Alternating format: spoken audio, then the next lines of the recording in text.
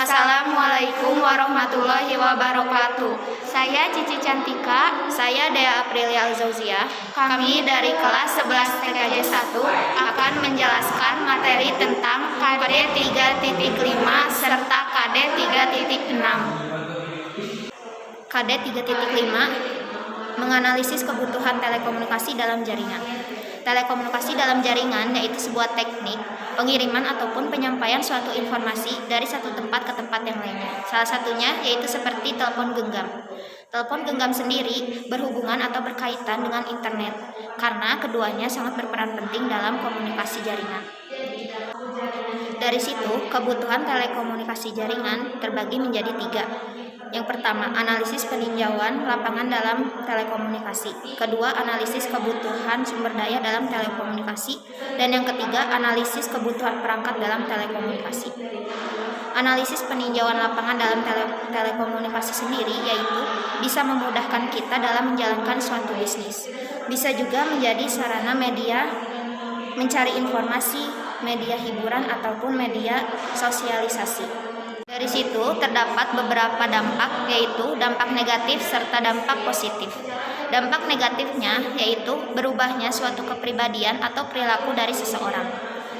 Yang awalnya orang itu sudah terbiasa berkomunikasi secara virtual atau secara online dan tiba-tiba dihadapkan dengan lawan bicaranya secara langsung tanpa secara virtual. Mereka menjadi berubah secara kepribadian ataupun perilakunya menjadi introvert atau menutup dirinya, cenderung malas untuk bersosialisasi secara langsung. Dampak positifnya yaitu hubungan antar manusia. Maksudnya hubungan antar manusia di sini seperti adanya ponsel bisa memudahkan suatu komunikasi seseorang walaupun dalam jarak yang sangat jauh. Sehingga contohnya hubungan kekerabatan, pertemanan ataupun yang lainnya bisa berjalan dengan baik. Dari kedua dampak tersebut, diri kita sendiri yang bisa memilih atau mengontrolnya. Apakah dampak tersebut bisa kita ambil ataupun kita buang. Yang kedua yaitu analisis kebutuhan sumber daya dalam telekomunikasi. Fungsi jaringan adalah untuk berbagi sumber daya yang dimiliki dan untuk berkomunikasi secara elektronik.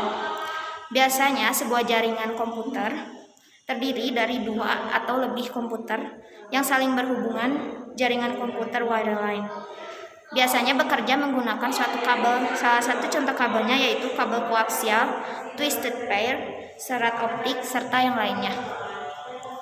Adapun jaringan tanpa kabel atau biasa disebut wireless, contohnya seperti telepon genggam, satelit televisi, serta remote control. Dan adapun jaringan modem. Jaringan modem sendiri mengubah komunikasi 2 arah yang awalnya sinyal itu berupa digital berubah menjadi analog ataupun sebaliknya. Dan berdasarkan teknologinya, modem dibagi menjadi beberapa bagian. Yang pertama modem dial-up, kabel modem, serta model DSL. Adapun jaringan satelit. Jaringan satelit ini mengirimkan sinyal dari komputer dan direlay oleh satelit tanpa dilakukan suatu pemrosesan dalam satelit. Adapun satelit bumi untuk mengirim ataupun menerima data. Satelit transponder yaitu dengan mengubah suatu frekuensi serta mentransmisikan kembali data ke stasiun bumi penerima yang lain. Jangkauannya biasanya 4-6 GHz biasa disebut dengan C-band. 12-14 GHz disebut dengan Ku-band. Kekurangan satelit sebagai jaringan internet yang pertama, keamanan data kurang terjamin. Dan yang kedua yaitu peralatan yang sangat mahal. Kelebihannya, satelit sebagai jaringan internet, jangkauan yang cukup luas antar benua, mampu mentransmisikan data dengan kecepatan yang sangat tinggi. Pembangunan infrastrukturnya relatif cepat. Yang ketiga yaitu menganalisis kebutuhan perangkat dalam telekomunikasi. Kebutuhan perangkat dalam telekomunikasi sendiri yaitu suatu kebutuhan yang berhubungan ataupun berkaitan dengan suatu komunikasi, baik itu perangkat serta jaringan, jaringan serta jaringan, ataupun perangkat satu dengan perangkat yang lainnya. Yang pertama yaitu ada jenis kabel. Jenis kabel di sini dibagi lagi menjadi kabel koaksial, twisted pair, serat optik, serta kabel UTP.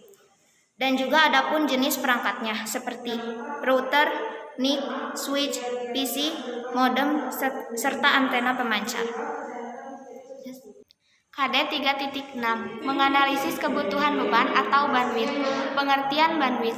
Bandwidth yaitu kapasitas maksimum dari suatu jalur komunikasi yang dipakai untuk mentransfer data dalam hitungan detik. Fungsi bandwidth yaitu untuk menghitung transaksi data. Pengertian throughput. Throughput adalah bandwidth aktual yang terukur pada suatu ukuran waktu tertentu dalam suatu hari. Penggunaan rute internet yang spesifik ketika sedang mendownload suatu file. Kebutuhan bandwidth dalam jaringan. Bandwidth adalah salah satu dari elemen-elemen desain jaringan yang biasanya dioptimalkan dengan cara terbaik dengan mengonfigurasi jaringan secara benar dari terminal luar. Bandwidth mengacu pada data rate yang didukung oleh koneksi jaringan yang terhubung ke jaringan.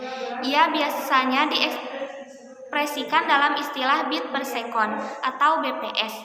8 bit sama dengan 1 karakter.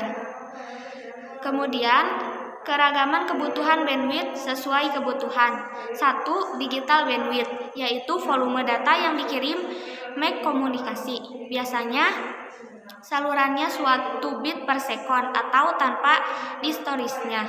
2. Analog bandwidth, yaitu perbedaan antara frekuensi terendah dengan frekuensi tertinggi. 3. Alokasi bandwidth, yaitu jatah bandwidth kepada pemakai dan aplikasi dalam sebuah jaringan. Sekian penjelasan materi yang dapat kami sampaikan. Mohon maaf bila ada kekurangan ataupun kesalahan. Terima kasih. Wassalamualaikum warahmatullahi wabarakatuh.